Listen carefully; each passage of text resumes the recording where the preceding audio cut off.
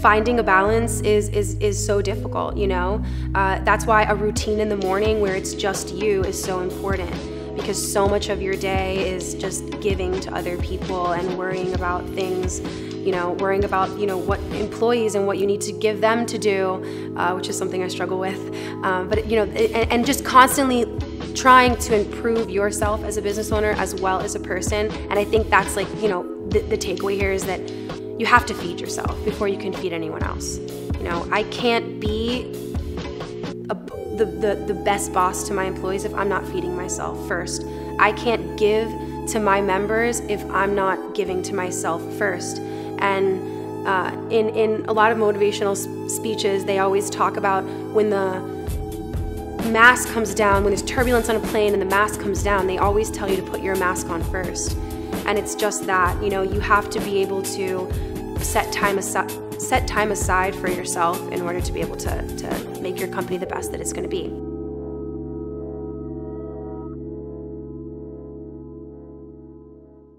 Running a business, you go through ups and downs, right? And you can achieve something and you feel great about yourself, but as a high achiever, you know, you're always looking, what's the next thing? You know, nothing really feels like it's enough. But when you do fail, when you do get to these points where something that you believed was going to work doesn't work the way that you thought it was, or, you know, something gets in your head that's a self-limiting belief. And it's like a cancer, like it grows, you know, it's like this tumor that spreads into the way you interact with people, into your thoughts, into your creativity, into the way you manage projects. And I kind of was at this rut, you know, letting go of my classes, which is how I started Fit and Thick. I started Fit and Thick by teaching classes. It was a fitness program before it was ever like a full-fledged brand. So when I let go of that, I felt like part of my identity was kind of lost, and I didn't really know what I was going to replace that with. And getting to a point in my life where I just felt like I was so far off of where I thought I was going to be at this point, which I know sounds crazy to some people, but it's the truth.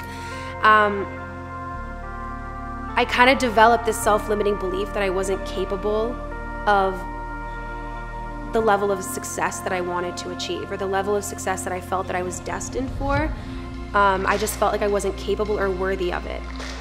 And one of the things that we did at the seminar was we wrote down our self-limiting beliefs, but then we had to feel that belief, we had to embody it, and then we had to write down everything that has transpired thus far in our lives because of that self-limiting belief. So for me, it's business relationships lost, it's business opportunities that I let go, it's, you know, not reaching my full potential, not making the amount of money that I could be making. There's so many things that, you know, but then we had to also attach it to emotion, because that was really drives things home. Anxiety, depression, you know, anger, embarrassment, all the things that I could potentially feel if I held on to this belief. And then we had to go 10 years into the future and write down everything that could come to pass if we held on to it. And we were just imagining. So like, I had to imagine that my business failed. I had to imagine that I was working for someone else, which I can't even imagine, you know, I can't even imagine, like, I literally cannot fucking imagine what that would be like. I'd be the worst employee ever. I had to imagine all these emotions, letting my sister down. My sister works for me, letting my friends who work for me, you know, down. My parents, I have goals. I have goals that I want to provide a certain life for those around me and for myself, and to let those people down, to let myself down. I had to feel all that disappointment. And I got to a place where I felt like my life was absolutely worthless. And it was such a intense feeling for me. 10 years ago, I attempted suicide, and it wasn't until I actually was in Costa Rica. It was like one of the huge breakthroughs that I had in Costa Rica as well, where I realized, like, I need to live my life, like I'm alive. I realized in Costa Rica that because whenever I talked about my suicide attempt, it was always like, I tried to kill myself. But it was never, I feel guilty for doing that. I feel embarrassed. I'm ashamed I never attached the emotion of what I felt that I had been carrying for so long.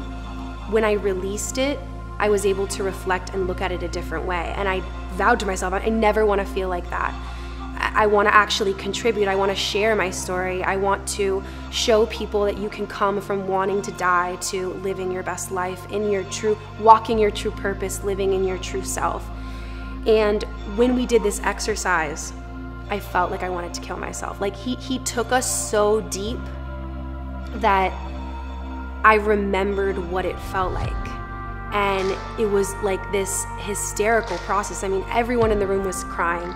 And it took everything in me, like when he turned the lights on and everyone was jumping, I was still hysterically crying because I felt it so strongly.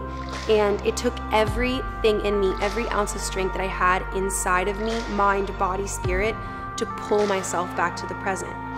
And it just reminded me once again, you know, of that resolve that I had in Costa Rica, that I need to live my best life. I need to share my story. I need to walk and live in my true purpose. And that was my greatest takeaway from the weekend. And you know, it's interesting to me because to have two experiences in the same year where I needed to be reminded of that so deeply, it just now makes me realize that I need to continue to put myself in those types of situations. I need to continue to put myself in environments where I don't know what's going to happen, where I can be emotionally vulnerable and really just step outside myself and remind myself who the fuck I am and why I'm walking on this path. You know, my attempt and why I started, everything that's happened to my life up to this point, I've been given this success, I've been given everything that I have inside of me by my Creator in order to serve, in order to now share my story. And so when I now examine that self-limiting belief that I had, that I wasn't capable or I wasn't worthy of success, now I can say I am worthy of every single ounce of success that I achieve because I was given it to serve. I was given it to share, to inspire, to motivate, to communicate, to help people work through their demons in order to live their best life.